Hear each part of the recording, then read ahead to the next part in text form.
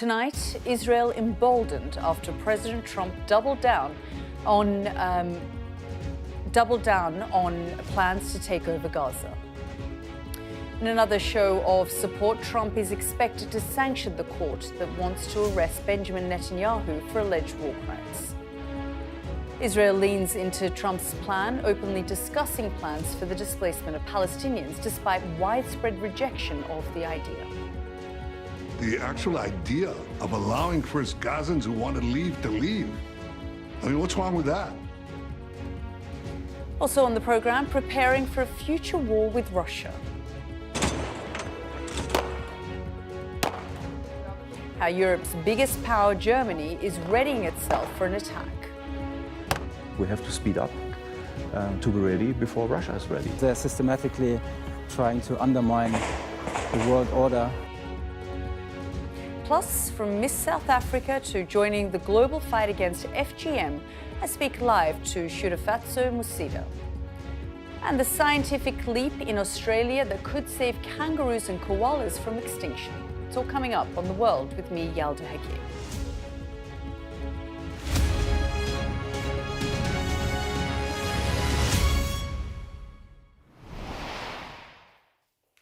Good evening and welcome to the program. We're 18 days into Donald Trump's presidency and the pace of change in America and for the world shows no sign of slowing. Tonight, we are expecting Trump to sign a new flurry of executive orders, including one to sanction the International Criminal Court. The timing is no coincidence, right in the middle of a visit from the Israeli Prime Minister.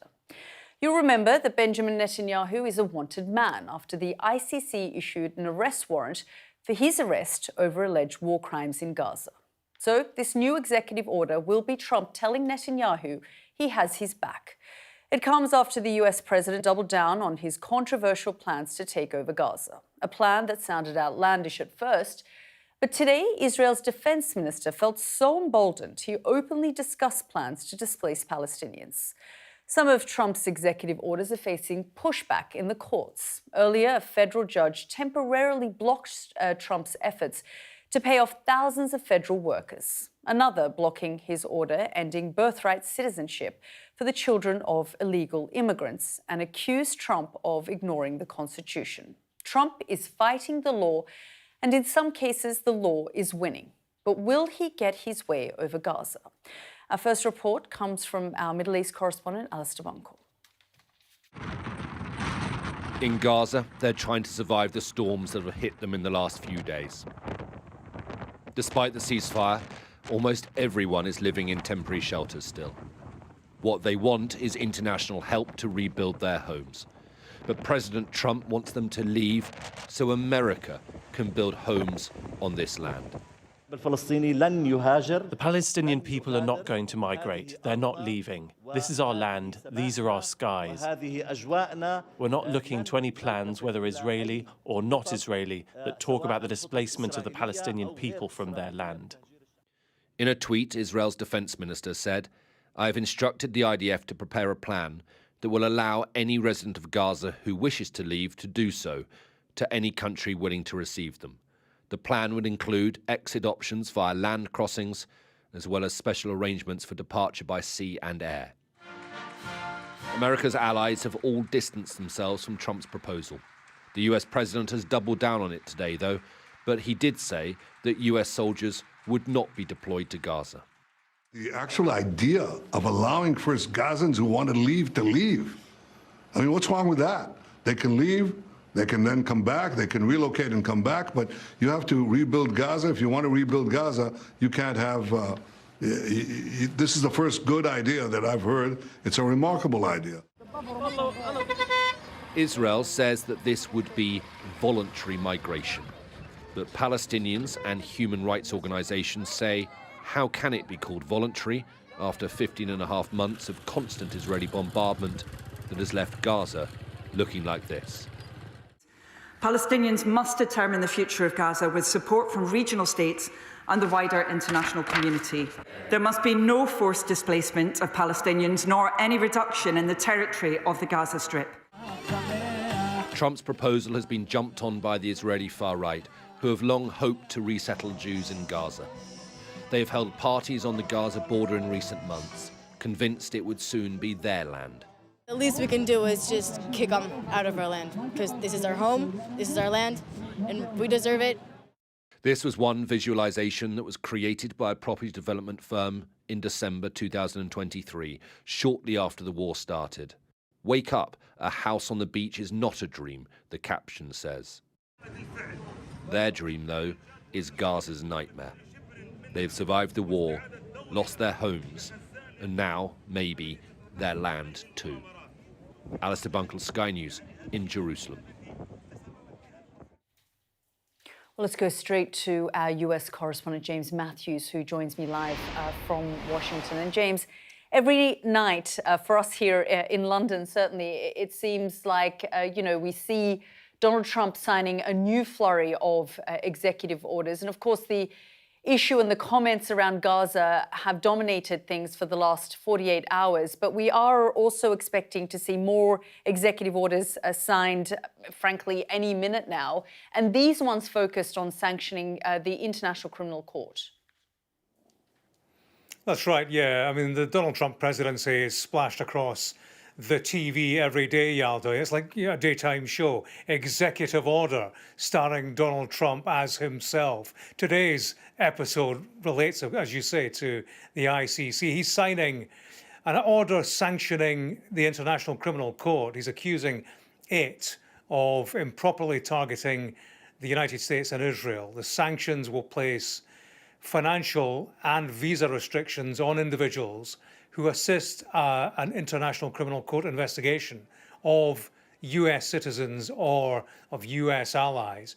The ICC, of which America is not a signatory, has long attracted US anger, of course. Last November, it issued arrest warrants for Israel's Prime Minister Benjamin Netanyahu and simultaneously for leaders of Hamas, you'll remember. The Trump administration claims that created what it called a shameful moral equivalence that shouldn't have applied.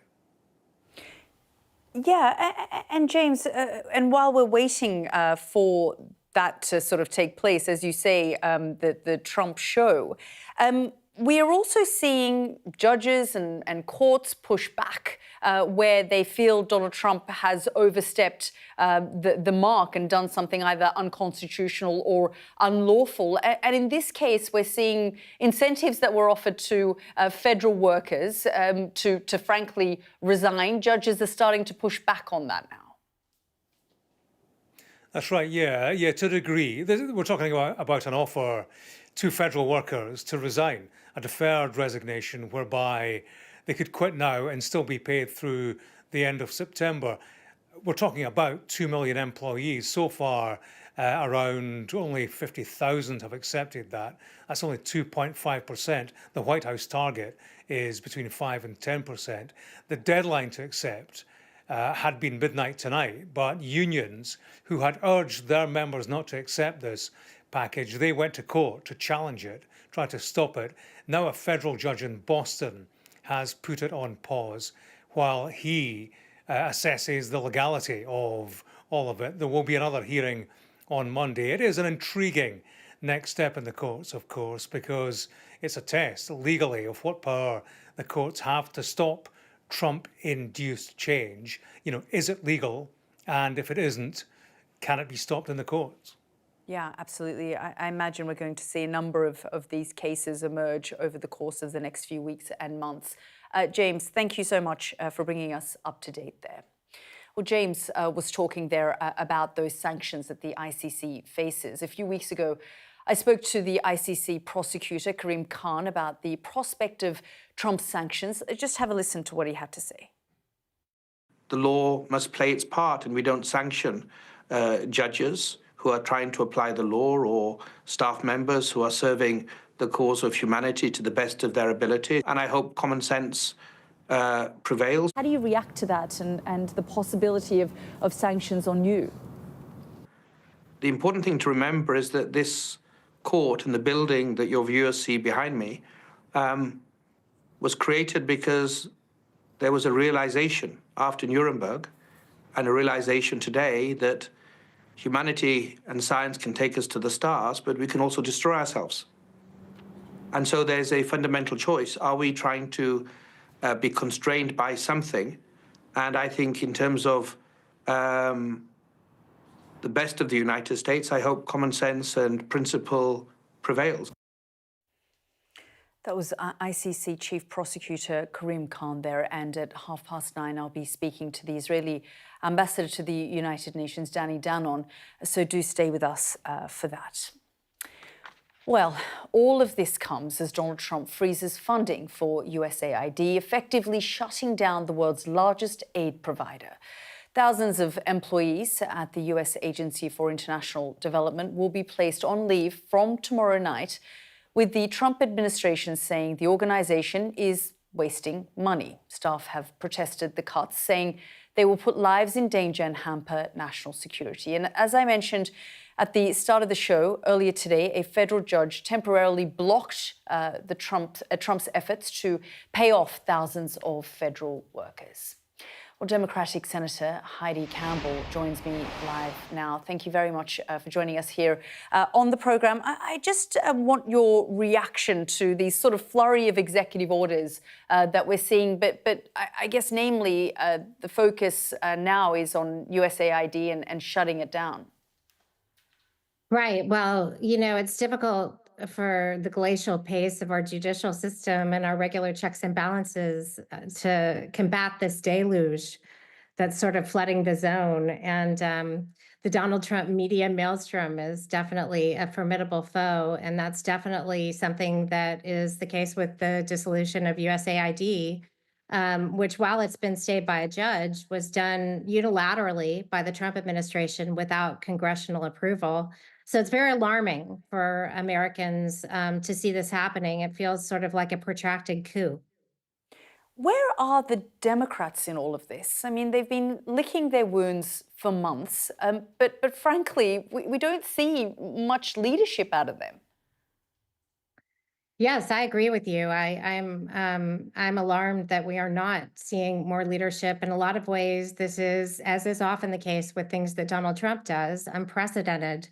And so the normal institutions and practices that people employ to try and put checks and balances on this sort of thing are no longer effective. And it's problematic when most of the people, I think, in the Democratic Party, of course, there are exceptions, but most people generally are attempting to follow the law and to adhere to the Constitution. So it's puts people at a disadvantage when they're combating somebody who is not. But I guess we've sort of not really seen anything at this stage. They've just kind of disappeared. They're helping to protest, I guess, but there isn't really any active sort of movement coming out of the Democratic Party and sort of how they have dealt with the aftermath of the election. And now we're seeing 18 days in, Donald Trump signing these executive orders. It shouldn't come as a total surprise to Democrats, given we have previously had 4 years of Donald Trump. And frankly, Donald Trump will do what Donald Trump believes is right. But do you feel disappointed in how the leadership is currently behaving? I am disappointed. I am also keenly aware of the fact that, they have both houses of Congress, and they have a good deal of the judiciary, certainly the Supreme Court and the executive office. And now, we call it the broligarchy has come in to dismantle our government. The other thing I'll say is that part of this has been undermining the media. So to some degree, a lot of what is being done is not being reported. But that having been said, it's, the money and the power and the ability to communicate is heavily in the court or on the side of Trump. And it does put the Democrats at a disadvantage. But I will absolutely say that I am not happy about the way the Democrats are dealing with this.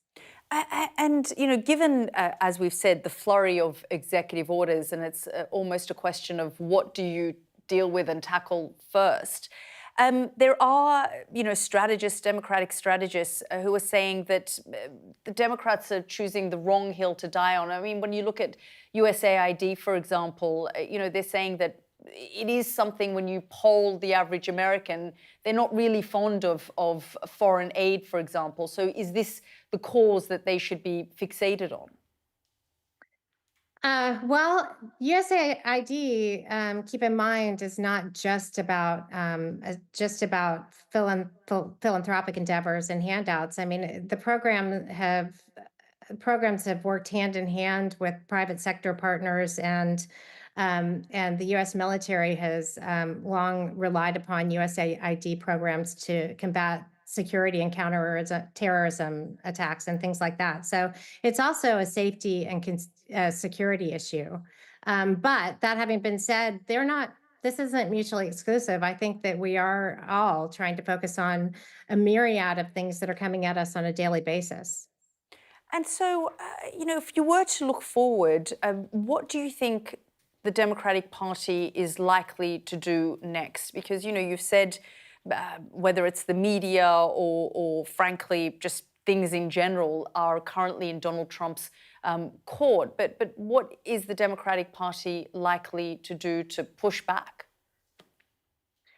I think that as I said, I think that the judicial and legislative checks and balances are not going to be enough. I'm hopeful, and there are certainly conversations that there's going to be a much more aggressive effort to stop Elon Musk from what he's doing right now, and to find other means, perhaps, actually by, preventing these things from happening outside legislative means. I mean, corporations and the American people are eventually going to tire of this because it can't possibly be good for our economy. Keep in mind that most Americans said they wanted lower costs in housing at the grocery store and utility bills when they voted for Trump in November. And they are not going to be seeing that anytime soon. We're going to see, as a matter of fact, the exact opposite. Senator Heidi Campbell, thank you very much for joining us here on the program. Thanks for having me. You're watching The World with me, Yalda Hakim. Still to come on the program, how Europe's biggest power, Germany, is readying itself for a potential attack from Russia.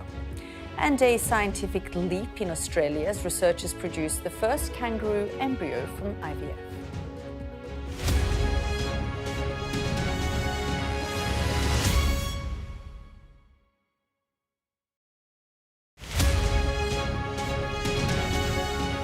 There's always more to the news than a headline. We want to discover, to delve a little deeper, to find out what's really going on. Explanation, analysis, the people at the heart of every story. I'm Neil Patterson, and this is the Sky News Daily Podcast. Alex Crawford joining us now from Ukraine. Their personal possessions are all scattered around the place. Our economics and data editor, Ed Conway, try and make sense of the big numbers for us. Things can change incredibly quickly, and that's what they have done. So, by the end, we'll hopefully all understand what's going on in the world just that little better. Available wherever you get your podcasts. It felt akin to riding into some sort of Armageddon. Many other areas have been hit badly. There are shells coming in every few minutes. I'm Alex Crawford, and I'm Sky's special correspondent based in Istanbul. Whoa! Getting up close and personal with a rhino. This is what makes the job so fantastic.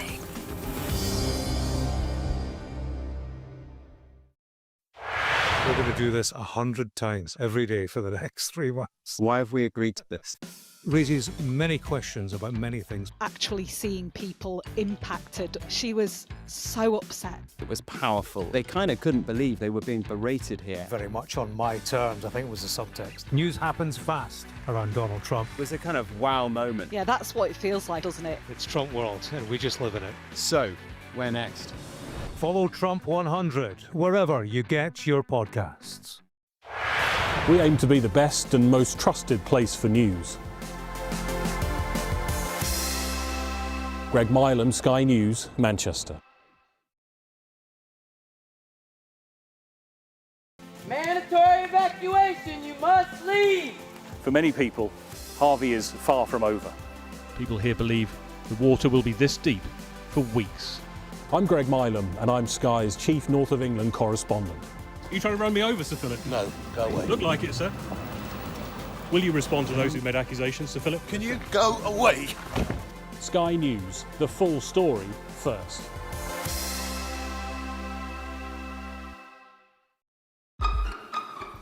We've got your Sunday mornings covered. From the front page and the sounds of the streets to the voices of the people who make the major calls and big picture politics beyond Westminster. We'll put you at the heart of our story. I'm ready. Are you? Join me, Trevor Phillips, Sunday mornings on Sky News. Weeknights on Sky News. This is your chance. Tell people. Welcome to the Politics Hub. Our police force has apologised. If you want to find out about Grimsby, you come to the docks. I'm live in Jerusalem. Are you not concerned that that could lead to all-out war? Hello there, good evening. There are fears of an upsurge in violence. What's at stake here? You are watching the press preview, a first look at the front pages as they arrive.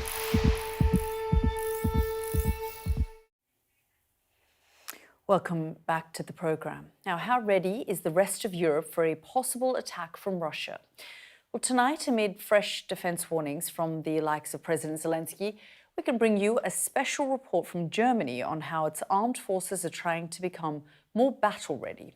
Our Europe correspondent, Siobhan Robbins, has been speaking to those signing up to fight amid a growing threat to the global world order. They say the trick is to remain calm. All the more vital when you're protecting your homeland. On the firing range today,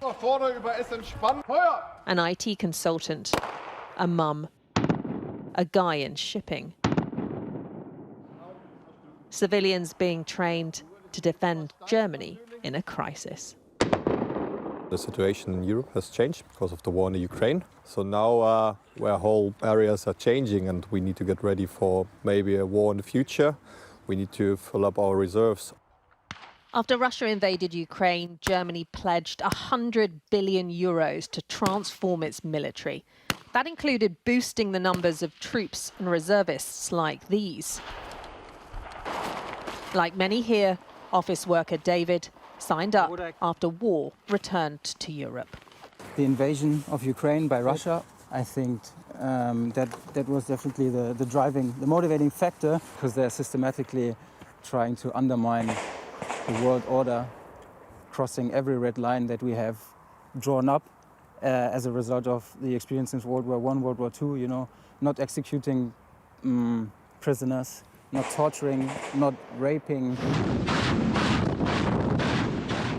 Putin's invasion of Ukraine shocked Germany into reprioritizing defense. Military chiefs warn Russia may be strong enough to attack a NATO country in 5 years, meaning Germany needs to be war ready and fast. I don't think that we are in a war, but we are no longer living in peacetime, and we are in between. I'm really convinced that this plan will work. When it comes to responding to the new threat, Lieutenant General Andrei Bodeman is a man with a plan. He's helped draw up a new top-secret defense document. It covers everything from moving German and NATO troops through the country to mobilizing civilians. Would you say this is the most dangerous period in terms of risk of war for Germany since the Cold War? Yes, definitely.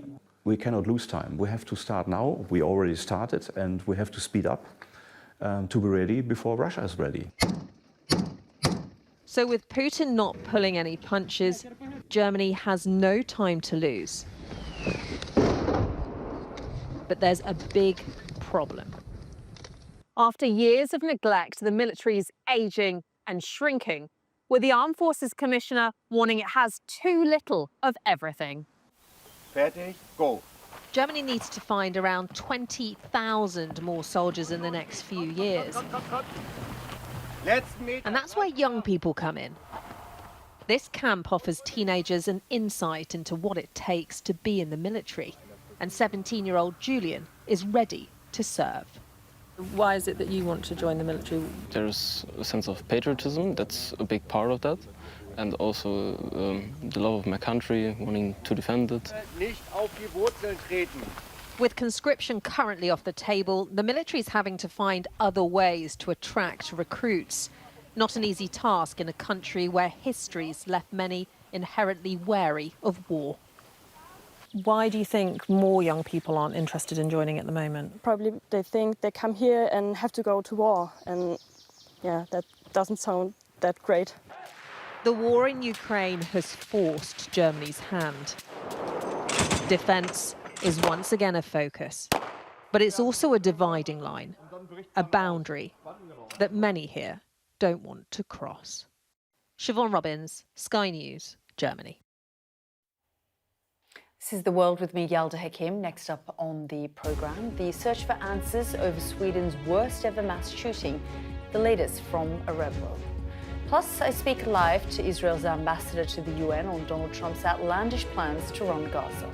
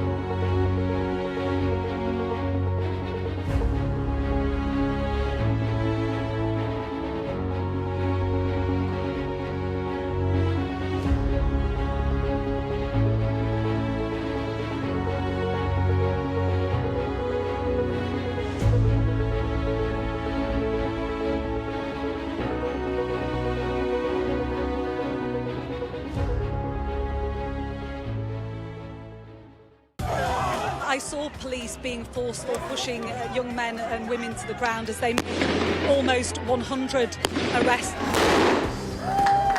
Will the cold affect your voters? Well, we have a lot of tremendous support. Free, wherever you get your news. The people here know that worse storms may well be on their way.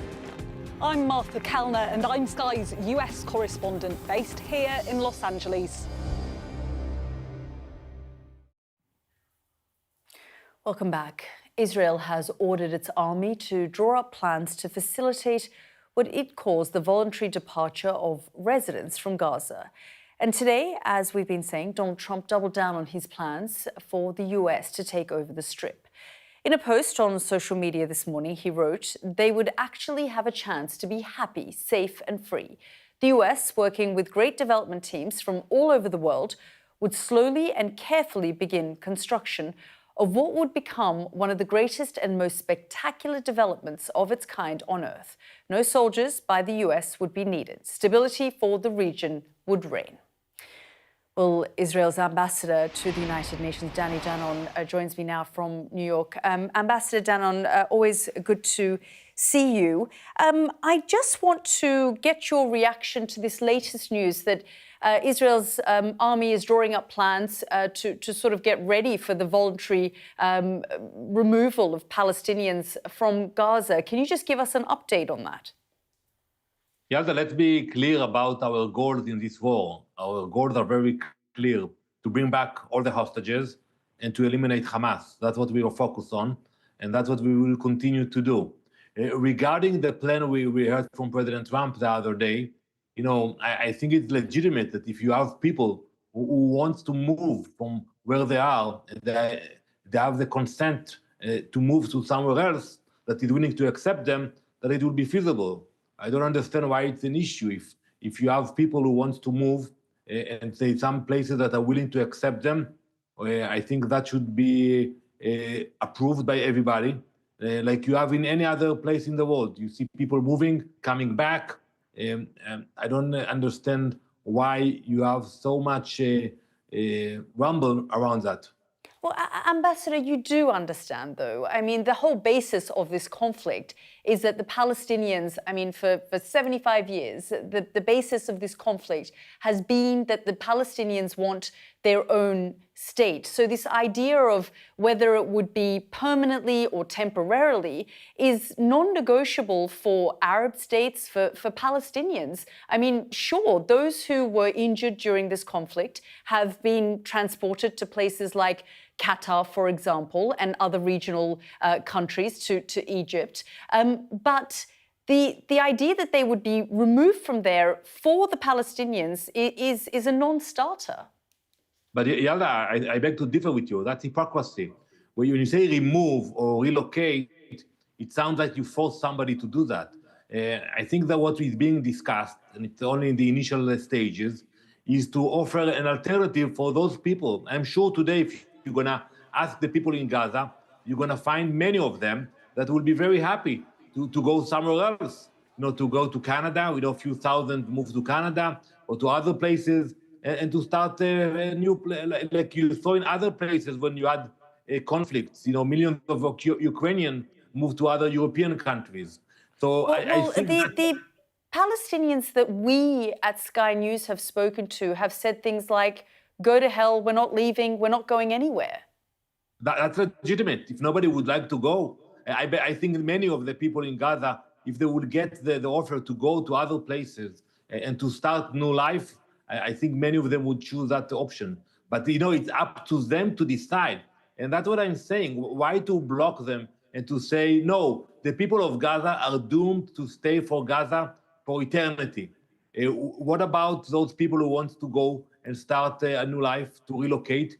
You have, hundreds of thousands of people are moving from one place in the Middle East to another place every year. But you know, Ambassador, that the bulk of people, the bulk of Palestinians would prefer a two-state solution. They would like to remain in Gaza. And one of the major concerns from the beginning of this conflict, the beginning of any conflict, frankly, for decades, has been this concern that there would be a Nakba 2.0 where people would be forced off their lands, forced to move somewhere else. And so even sort of discussing this idea has raised so much concern regionally, internationally. Across the board, you can see the condemnation from allies and regional countries, Arab states, who have said this is absolutely non-negotiable.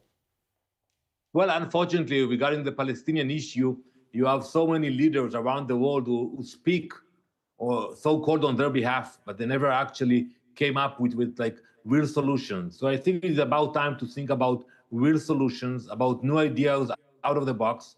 And I want to remind you that the actual people who were removed from Gaza were the Israelis who lived there. But in 2005, the Israeli government decided to move them out of Gaza. And by the way, we used force and police and military to get them out of their homes. But that is not the intention from what I understand of the US administration. No one is intending to force anyone, but it's about time to present some other options for the people of Gaza. And Ambassador, can I confirm that it's not the intention of Israel to, put settlements in Gaza again, or, relocate Israeli settlers onto the land in Gaza, or have full control over Gaza? Is that the intention of Israel? We have no intention or desire to stay in Gaza. I myself served in the military. I was in Gaza. My father served in Gaza. We have no desire to stay there. We went back into Gaza because we had no choice after October 7th. We have the hostages still held in captivity. But for the future of Gaza, I think it is about time to think about new options. Hamas will not stay there. And I think we should welcome the involvement of more countries to take real actions for the future of Gaza. Former Prime Ministers of Israel, Ehud Barak, for example, spoke to Sky yesterday and said, this is not going to fly. And we're actually being distracted by the real issues here, by spending 48 hours discussing a plan that is unlikely to ever come into force. The real focus should be on what this administration is going to do about Iran. And frankly, is this a fifth administration that is going to choose to go down the negotiation path with Iran rather than, trying to destroy their nuclear facilities, for example, which is something that Israel has tried to push the administration on, not just this administration, but previous administrations as well? Well, first, we welcome the decision of President Trump to reapply sanctions and pressure against the Iranian regime. I think we should continue with that. We have nothing against the Iranian people. On the contrary, we appreciate them. We know that they are suffering from the regime in Tehran. But I think it is about time to take concrete actions against the regime. We saw their hostility, not only when they attacked Israel with ballistic missiles, but the way they handled Hezbollah, the Houthis in Yemen, militias in Syria. They cause instability in the region. And I think not only the US, but all democracies should take action against Iran. Ambassador Danon, thank you very much for joining us here on the program. Thank you. Now, Donald Trump's plans have shocked the wider region. So too have his plans to cut foreign aid. One of the countries who've seen the most support from USAID is Yemen. It remains one of the world's largest humanitarian crises. Before its shutdown, the USAID website said that the organization was ensuring that the most vulnerable in Yemen receive life-saving assistance. Well, the country's been hit by significant waves of conflict. Infrastructure in the capital, Sana'a, was damaged a month ago during Israeli strikes on Houthi targets. The humanitarian crisis was driven by a civil war that started in 2014, followed by military operations from a Saudi-led coalition of countries, which included the bombing of civilian areas. It's left a deep economic insecurity in Yemen, along with recurring outbreaks of disease.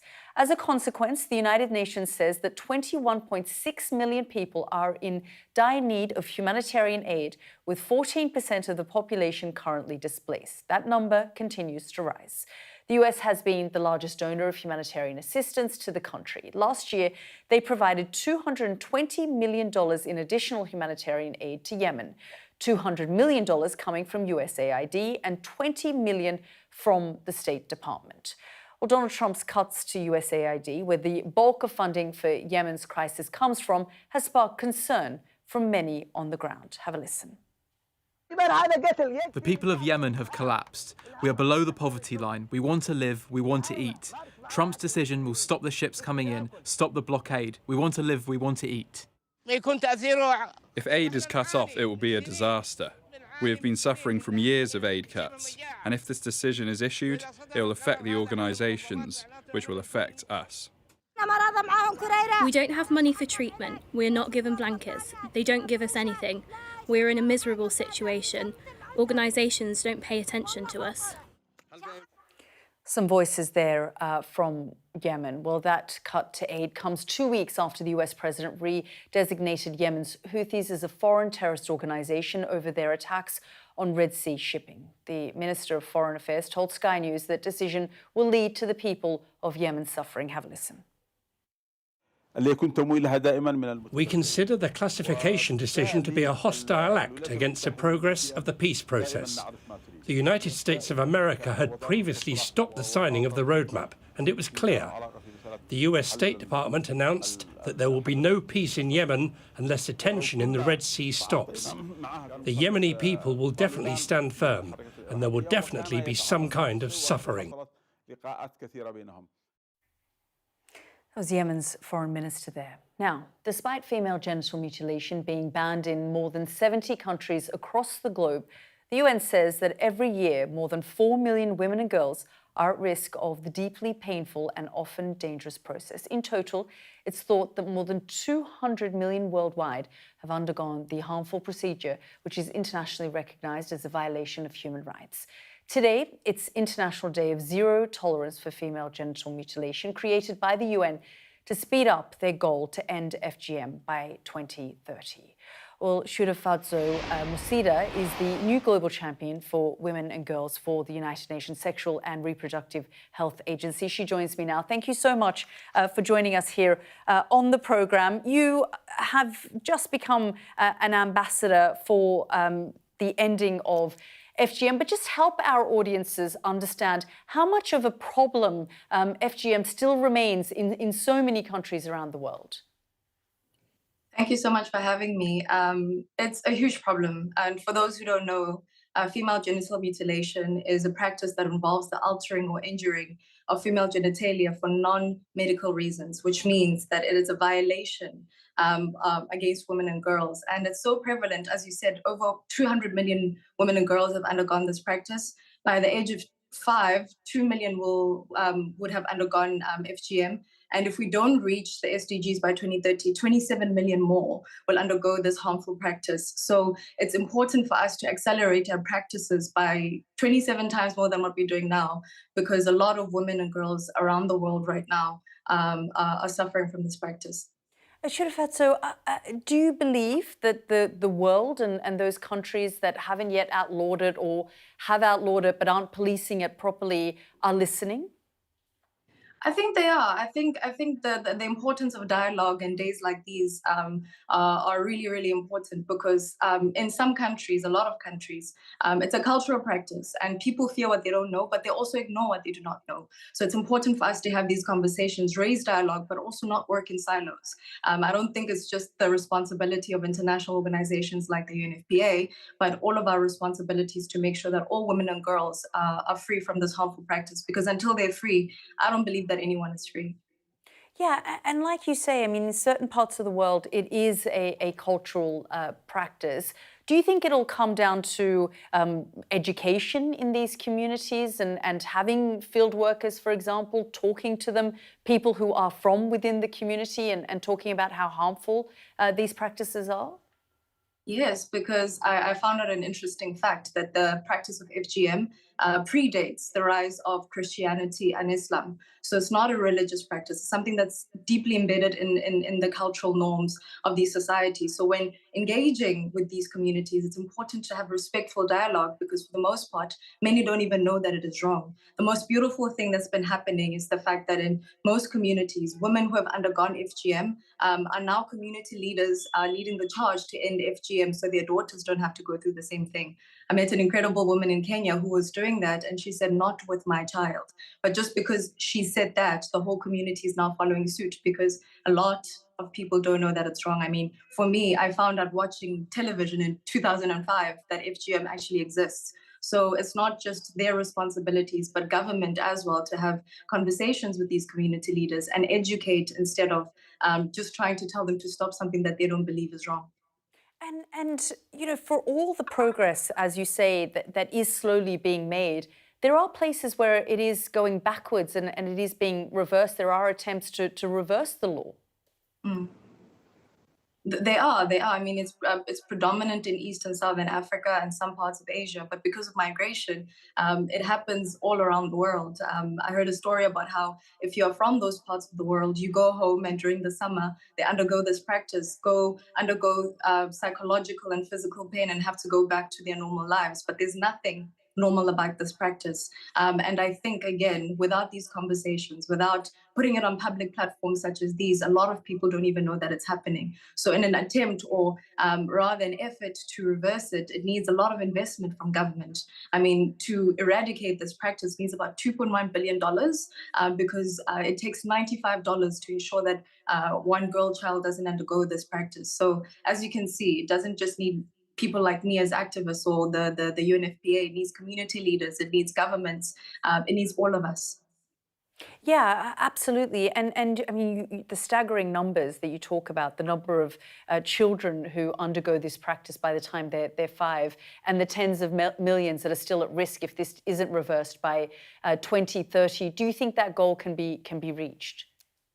I think it can. There's days, to be fair, that I am despondent about what's happening around the world, especially against women and girls.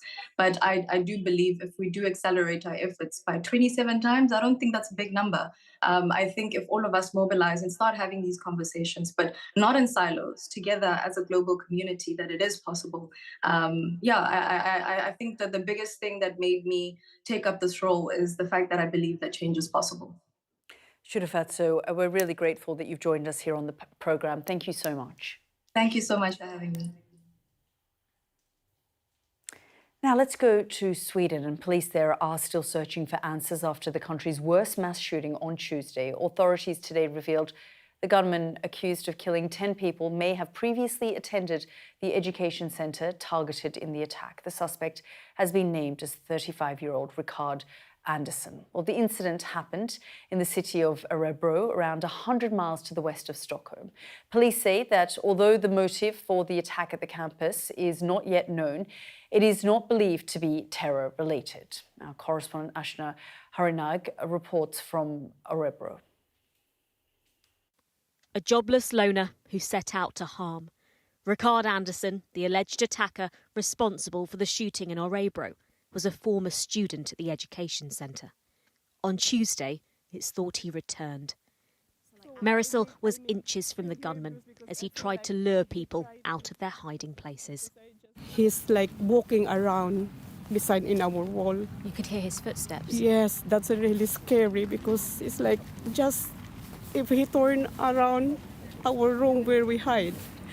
So he's just walking around and talking like out, like, and then suddenly shots again. Inside the barricaded classroom, she called home. I was thinking, I got panic. I want to go run to save my life because I was thinking like hoping and thinking my children that I get home. I need to get home alive. I need to get home alive. The 10 victims were from a range of nationalities. 29-year-old care assistant Salim Iskef was one of them. He was originally from Syria and had been taking Swedish lessons at the college. We keep looking out the window, thinking maybe he'll return and knock on the door, and we have to open it. We don't sleep, we don't eat, we don't drink, nothing. We just sit and look out. We've held a memorial for him. We don't have his body, but it was the little we could do. 2.5 miles from the scene is the second-floor apartment where the alleged attacker lived alone. Gosh, there's only 2 floors below you. We were shown around by a neighbour who had never seen him. I had a friend from my childhood who was his neighbour in some years, and he never saw him. This is the front door to his flat, now swept for clues to find a motive. He lived in the shadows in the heart of the city. This is a busy apartment block, opposite a parade of shops, opposite a school, and only 500 metres away from the police headquarters. He was living in plain sight. A number of weapons were found next to his body at the scene, all of which he had a licence for. police are investigating how he was able to possess them and then use them in a senseless attack. Ashna Haranag, Sky News, in Arobro. Next, a scientific first. Researchers at the University of Queensland have produced kangaroo embryos through IVF for the very first time. Now, the team says they've been able to produce more than 20 embryos using the technique. The development could help in the conservation of endangered animals, including koalas, Tasmanian devils, and wombats. I'm joined now by the lead researcher, Dr. Andres Gambini. Dr. Gambini, thank you so much for joining us here on the programme. This is quite exciting and unbelievable, but just talk our viewers through how this actually came about. Well, thank you so much for having me. As a group, we have a lot of experience working on producing embryos in the lab. We have been doing this for years. We are very good at producing embryos in cattle and in horses. 2 years ago, we produced the first IVF embryos in donkeys and also in zebras. And since I'm in Australia, the University of Queensland, we decided that start shifting our focus and moving into this very peculiar group of mammals, marsupials. And yeah, that's when we started to set up the technology for them. And the best candidate for that was the kangaroo, because it's an iconic species for Australia, and also because it's abundant. Yeah, and, you know, obviously alongside kangaroos, there's concern about other endangered animals. The Tasmanian devil, for example, there are certain types of wombats as well. I mean, Australia is full of these very unique animals and there is ongoing concern about whether they are endangered and fears around their extinction. So just talk us through how this will now ensure or that doesn't happen, or at least slow the pace down. Yeah, so Australia is home for more than 150 species of marsupials, but unfortunately, many of them are facing many threats and they are endangered. Assisted reproductive technologies like IVF and producing embryos in the lab are a great tool for conservation. It's not a magic solution, but it's one more tool in our conservation toolkit that we can have for to implement in conservation program in these species. So we are using the kangaroo as a model because to fine-tune this technology and understand what we need to change to make embryos grow and to be healthy in a petri dish, we need to run many experiments. So kangaroo, it's a good model because we can get plenty of eggs and sperm, and eggs and sperm are the two cells that we need to make embryos. So when we now move into endangered marsupials, where this technology comes in place, is because we can rescue genetic that is dying in this population, and trying to genetic diversity and endangered species is crucial for their survival. So what we can do is we can, now that we are setting up the technology, every time that an endangered species animal die, we can collect the sperm if it is a male, we can collect eggs if it is a female, and then we can preserve these cells in our laboratory. And whenever it's needed, we can produce embryos. And with these embryos, potentially in the future, we can transfer that embryo into a female again, and hopefully be able to reintroduce that genetic that was lost, for example, many years ago. So we are not thinking in a short term here. We're thinking way in the future, because we should be preserving genetic. We call that biobanking, and biobanking in marsupials is still in its initial phases. To later on be able to use that genetic that we have in our labs and put it back into the wild. So you're starting this then with kangaroos because, as you say, it's iconic, but probably easier than some of the other marsupials. And then you're able to basically copy that same practice on the others.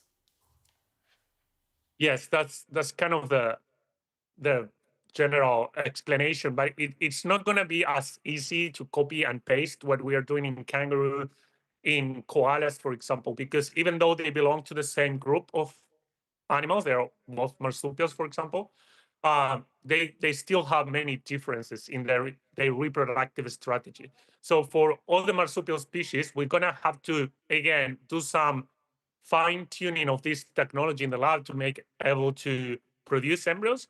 But this is initial stages of applying the technologies to marsupial. But yes, the concept is we now have a marsupial model that we can keep developing these and many other technologies. And another fascinating thing about now producing embryos in the lab in marsupials is that these allow us to understand more about their reproductive physiology. Imagine that now we have embryos in a petri dish and we can see how the embryos develop, how these embryos grow. Yeah. And that's got huge implications on conservation programs, because we can design new tools for contraception. I'm so sorry, Dr. Gambini. We're actually running out of time, so I'm going to have to end it there. But thank you so much for joining us here on the program. Thank you for having me. Thank you. And that's it from me and the team. Good night for now.